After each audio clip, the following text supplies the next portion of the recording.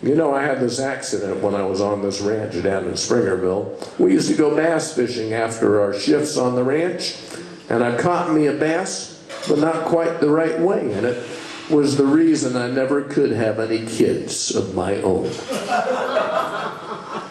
So, well, I had this buddy named Slim. He was another hand, and he and I used to go fishing together. Well, me and Slim took poles and bait, a brunette and a blonde. The time was getting mighty late before we reached the pond. And getting there, I took a lure and made some casts right fine.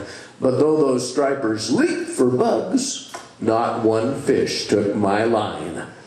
At last, I thought our trip a waste, and cranked my lure toward me, when from the depths a monster struck and struggled to be free. It took 100 yards of line, then doubled back to me and launched into the purple sky so high I couldn't see.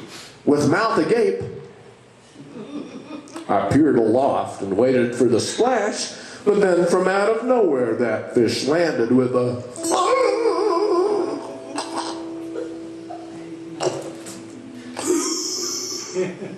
I felt my mouth stretch twice its size. I loathed that slimy taste. I wished I'd had a nice cold drink to have that striper chased. It thrashed about and tickled on my stomach's touchy lining, but pretty soon my stomach acid had that bass reclining.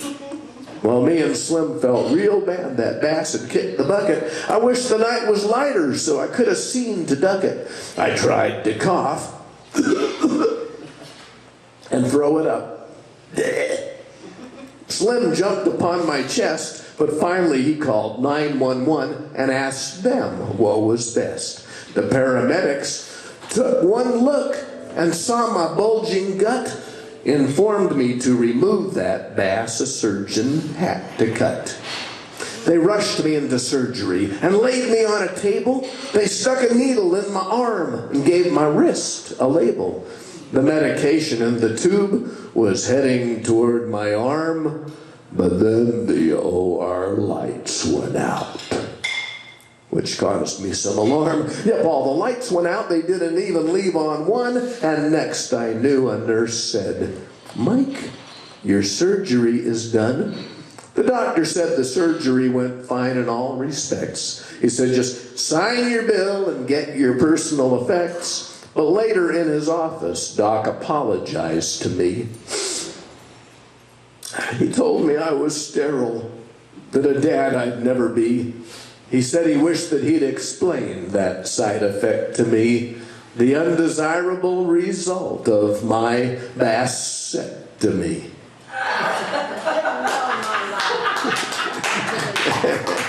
You don't know whether to growl or groan or laugh at that one, do you? Anyway, that's the true story of why I could never have any kids of my own. Actually, I do have kids of my own, and I've got 14 grandkids now. Now my grandkids are going to be going to college before I know it. And that tells you something about how old I'm getting. Yeah. You know, I learned interesting things from my grandkids. It was a real black winter day, and the wind was howling, and there was sleet blowing, and it was turning to snow, and the barn doors were beating against the walls, and it was just a terrible day. And my grandson said to me, he said, "Grandpa, did you know that on days like this, that's when chickens lay their best eggs?"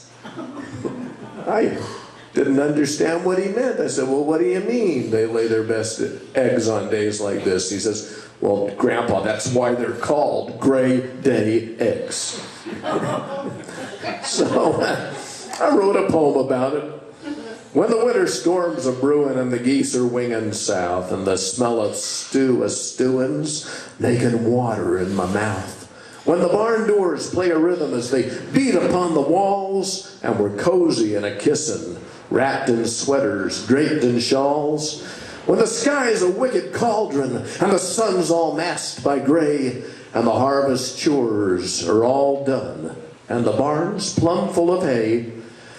Then to me a smile comes curling, though the dog to enter begs. For when nature's worst she's hurling, chickens lay their gray day eggs. Thank you.